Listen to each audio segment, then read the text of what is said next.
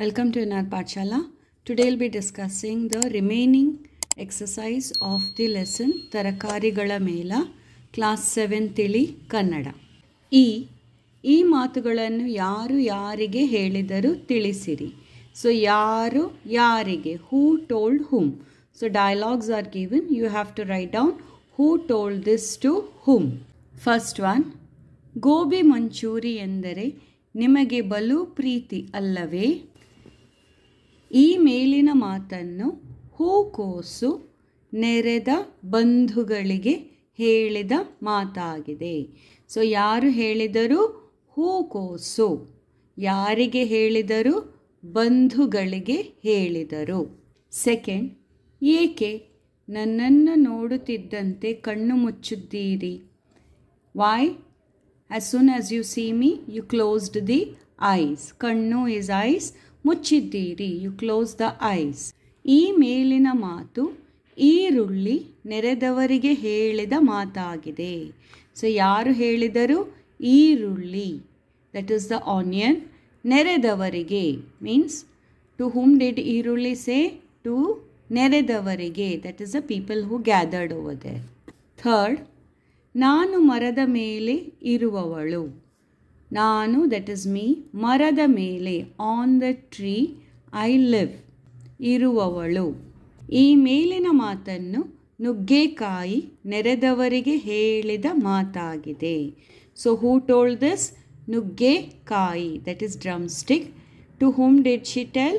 ನೆರೆದವರಿಗೆ. Again, so the vegetables or the people who gathered over there, she told to them. Fourth one, ಸಂಗೀತಕ್ಕೆ ನನ್ನ ಕೊಡುಗೆ ಅಪಾರ. ಸಂಗೀತ, that is musical. ನನ್ನ ಕೊಡುಗೆ, my contribution is more, ಅಪಾರ. ಈ ಮೇಲಿನ ಮಾತನ್ನು ಸೋರೆಕಾಯಿ ನೆರೆದವರಿಗೆ ಹೇಳಿದ ಮಾತಾಗಿದೆ. So who told this? ಸೋರೆಕಾಯಿ. To whom did she tell? For ನೆರೆದವರಿಗೆ. ಟಿಪ್ಪಣಿ ಬರೆಯಿರಿ. That is, you have to write a short composition on these. ಆರೋಗ್ಯವೇ ಭಾಗ್ಯ, that is, health only is wealth. ಹಸಿರು ತರಕಾರಿಗಳ ಸೇವನೆ, that is, eating green vegetables. First one, ಆರೋಗ್ಯವೇ ಭಾಗ್ಯ, that is, health is wealth. A small note on ಆರೋಗ್ಯವೇ ಭಾಗ್ಯ. ಮಾನವನಿಗೆ ಆರೋಗ್ಯಕ್ಕಿಂತ ಮಿಗಿಲಾದ ಭಾಗ್ಯ ಬೇರೆ ಇಲ್ಲ. ಎಷ್ಟೇ ಸೌಲಭ್ಯ ಸಂಪತ್ತು ಇದ್ದರೂ ಆರೋಗ್ಯವಿಲ್ಲದೆ ಅದನ್ನು ಅನುಭವಿಸಲು ಬರುವುದಿಲ್ಲ. ಮಾನವರಿಗೆ ದೈಹಿಕ ಮಾನಸಿಕ ಆರೋಗ್ಯ ಎರಡೂ ಅವಶ್ಯಕವಾಗಿ ಬೇಕು. ಆದರೆ ಮನುಷ್ಯ ಜೀವನದ ಗುರಿ ಹಣ ಸಂಪಾದನೆ ಎಂದು ಭಾವಿಸಿದ್ದಾರೆ. ಸಂಪಾದಿಸಿದ ಹಣ ಆರೋಗ್ಯ ಸರಿ ಇಲ್ಲದಿದ್ದರೆ ಅನುಭವಿಸಲು ಬರುವುದಿಲ್ಲ. ಹೀಗಾಗಿ ಆರೋಗ್ಯ ಬಹಳ ಮುಖ್ಯ. ಸೊ ಮಾನವನಿಗೆ ಆರೋಗ್ಯಕ್ಕಿಂತ ಮಿಗಿಲಾದ ಭಾಗ್ಯ ಬೇರೆ ಇಲ್ಲ. That is for the humans, ಆರೋಗ್ಯ, that is health, is very important. There is nothing more important than ಆರೋಗ್ಯ, ದಟ್ ಈಸ್ ಹೆಲ್ತ್. ಎಷ್ಟೇ ಸೌಲಭ್ಯ ಸಂಪತ್ತು ಇದ್ದರೂ, that is, how much ever ಸೌಲಭ್ಯ, facilities, ಸಂಪತ್ತು, wealth ಇದ್ದರು. So a person can have so much of facilities and wealth, but ಆರೋಗ್ಯವಿಲ್ಲದೆ ಅದನ್ನು ಅನುಭವಿಸಲು ಬರುವುದಿಲ್ಲ. When health is not there, ಆರೋಗ್ಯವಿಲ್ಲದೆ, what will happen? They cannot experience the wealth and the facilities. They will not enjoy the wealth and the facilities. So ಅನುಭವಿಸಲು ಬರುವುದಿಲ್ಲ. They cannot enjoy this too. ಮಾನವರಿಗೆ ದೈಹಿಕ ಮಾನಸಿಕ ಆರೋಗ್ಯ ಎರಡೂ ಅವಶ್ಯಕವಾಗಿ ಬೇಕು.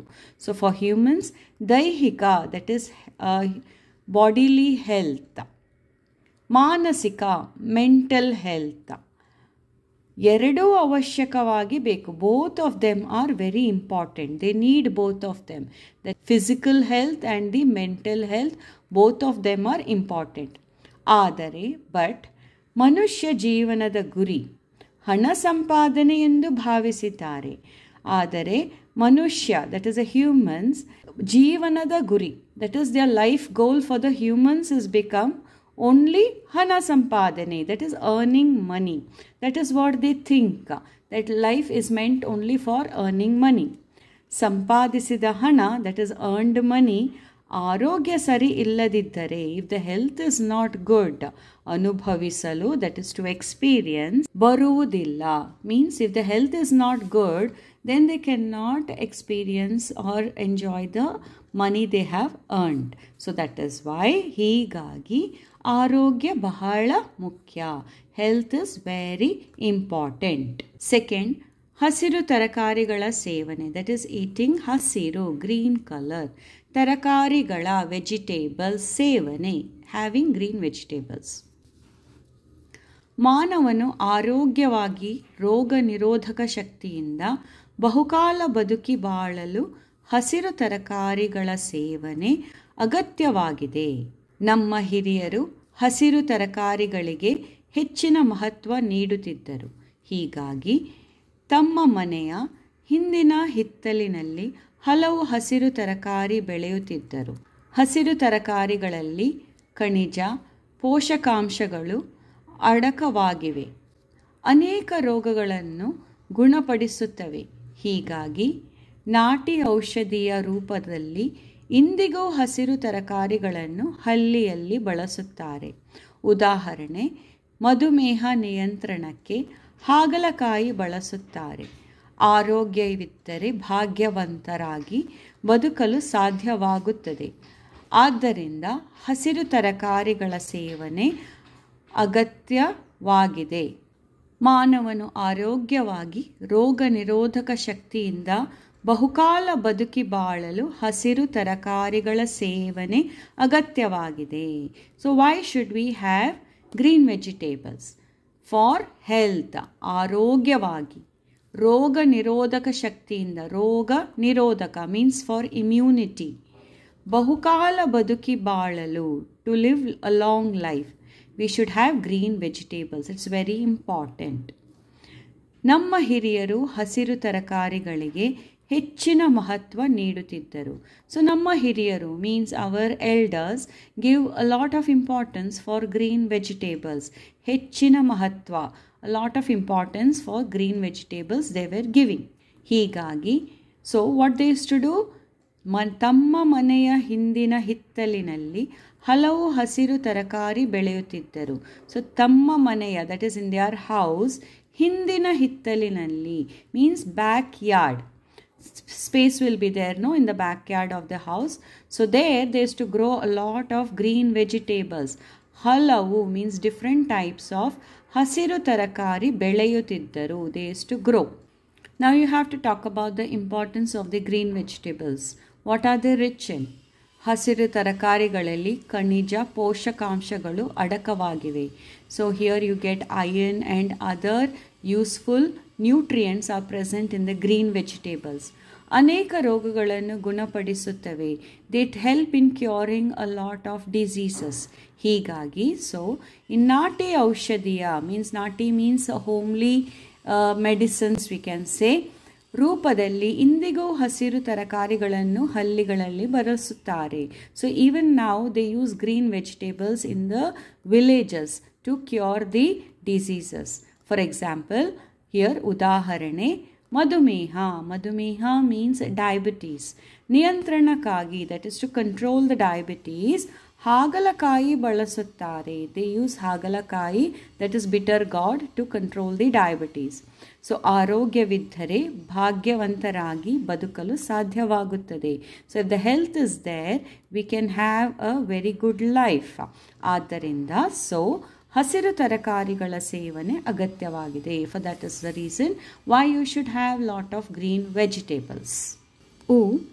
ತರಕಾರಿಗಳನ್ನು ಅವುಗಳ ಬಣ್ಣದೊಂದಿಗೆ ಹೊಂದಿಸಿ ಬರೆಯಿರಿ. So here match the following is there. ಹೊಂದಿಸಿ ಬರೆಯಿರಿ. ಹೊಂದಿಸಿ ಬರೆಯೋದು means match the following. So one side they have given ತರಕಾರಿ they have given. On the other side they have given ಬಣ್ಣದೊಂದಿಗೆ. So with their colour you have to match. First one is ಹೀರೆಕಾಯಿ. ಹೀರೆಕಾಯಿ is green in colour. Mulangi. Mulangi is white in color. Carrot. Carrot is kesari, that's orange in color. Tomato is red in color, kempu. Beetroot. Beetroot is nerale in color, that is purplish in color. Nimbe. Nimbe is lemon. Lemon is yellow in color. U. ತರಕಾರಿಗಳನ್ನು ಅವುಗಳ ರುಚಿಯೊಂದಿಗೆ ಹೊಂದಿಸಿ ಬರೆಯಿರಿ. Now again you are having the match the following. ಹೊಂದಿಸಿ ಬರೆಯಿರಿ. Now what you should match? ತರಕಾರಿಗಳು, that is again the vegetables are given. Ruchi. Ruchi means their taste. So vegetables with their taste you have to match. First one, ಮೆಣಸಿನಕಾಯಿ, that is chilli, is khara, very hot. Mulangi, that is radish, is sihi. Nimbe is ghatu, that is pungent. Tomato is huli, that is sour. Hagalakayi. Hagalakayi is kahi, that is bitter. Third, ಭಾಷಾಭ್ಯಾಸ. ಕೆಳಗಿನ ಪದಗಳನ್ನು ಬಿಡಿಸಿ ಬರೆಯಿರಿ. ಬಿಡಿಸಿ means you have to split the word and write. First one, ದಿನಾಚರಣೆ. ದಿನ plus ಆಚರಣೆ. ಒಂದೊಂದು. ಒಂದು ಪ್ಲಸ್ ಒಂದು. ಖನಿಜಾಂಶ. ಖನಿಜ ಪ್ಲಸ್ ಅಂಶ. ಮೈಯೆಲ್ಲ. ಮೈ ಪ್ಲಸ್ ಎಲ್ಲ. ಈರುಳುಗಣ್ಣು. ಈರುಳು ಪ್ಲಸ್ ಕಣ್ಣು. ಪೌಷ್ಟಿಕಾಂಶ. ಪೌಷ್ಟಿಕ ಪ್ಲಸ್ ಅಂಶ. ಬುರುಡೆಯಾಕಾರ. ಬುರುಡೆಯ ಪ್ಲಸ್ ಆಕಾರ. ಆ ಕೆಳಗಿನ ಪದಗಳಿಗೆ ವಿರುದ್ಧಾರ್ಥಕ ಪದಗಳನ್ನು ಬರೆಯಿರಿ. ವಿರುದ್ಧಾರ್ಥಕ ಮೀನ್ಸ್ ಆಪೋಸಿಟ್ಸ್. ಆರೋಗ್ಯ, that is health. Anarogya means unhealthy. Roga, disease. Niroga means no disease. Shuddhi, clean. Ashuddhi means unclean. Ruchi, taste. Aruchi means no taste. Nirgamisu means leave. Agamisu means come, arrive. Paushtikate means nutritious. Apaushtikate means not nutritious. Last one, ಕೆಳಗಿನ ಪದಗಳನ್ನು ನಿಮ್ಮ ಸ್ವಂತ ವಾಕ್ಯಗಳಲ್ಲಿ ಉಪಯೋಗಿಸಿ ಬರೆಯಿರಿ. ಸ್ವಂತ ವಾಕ್ಯ. ಸ್ವಂತ means own. ವಾಕ್ಯ means sentence. So pada are given, that is words. Use these words and make your own sentence. Kalarava. Kalarava means melodious voice or sound. ಬೆಳಗಿನ ಜಾವ ಹಕ್ಕಿಗಳ ಕಲರವ ಮನಸ್ಸಿಗೆ ಖುಷಿ ಕೊಡುತ್ತದೆ. ಬೆಳಗಿನ ಜಾವ, that is early morning, the noise which the sound which the birds make, melodious sweet sound which the birds make, ಮನಸ್ಸಿಗೆ ಖುಷಿ ತರುತ್ತದೆ. It brings happiness in my mind. ಮೇಳ means fair. ನಮ್ಮ ಊರಿನ ಮೈದಾನದಲ್ಲಿ ಕರಕುಶಲ ಮೇಳ ಏರ್ಪಡಿಸಿದರು. ಸೊ ನಮ್ಮ ಊರಿನ ಮೈದಾನದಲ್ಲಿ, ಮೈದಾನ is an open land in my place. ಕರಕುಶಲ means handicraft fair was organized. ಏರ್ಪಡಿಸಿದರು. ಭಿನ್ನವಿಸು. ಭಿನ್ನವಿಸು means requesting or putting forward our problems or thoughts. ರಾಜರ ಮುಂದೆ ಪ್ರಜೆಗಳು ತಮ್ಮ ಕಷ್ಟಗಳನ್ನು ಭಿನ್ನವಿಸಿಕೊಂಡರು. ಸೊ ರಾಜರ ಮುಂದೆ, that is in front of the kings, ಪ್ರಜೆಗಳು, that is the subjects, ತಮ್ಮ ಕಷ್ಟಗಳನ್ನು, their difficulties, they told him. ಭಿನ್ನವಿಸಿಕೊಂಡರು, they requested or put forward towards the king, expressed. Fourth, ಕಣಜ. ಕಣಜ means granaries, that is a place where we collect all the grains and keeps. ನಮ್ಮ ಹಿರಿಯರು ದವಸ ಧಾನ್ಯಗಳನ್ನು ಕಣಜದಲ್ಲಿ ಸಂಗ್ರಹಿಸುತ್ತಿದ್ದರು. So ನಮ್ಮ ಹಿರಿಯರು, ಅವರ್ ಎಲ್ಡರ್ಸ್, ದವಸ ಧಾನ್ಯಗಳನ್ನು, that is a crops, ದವಸ ಧಾನ್ಯ, the grains and all, they used to store in the ಕಣಜ, that is in the granary. ಸಂಗ್ರಹಿಸುವುದು means gathering. Thank you.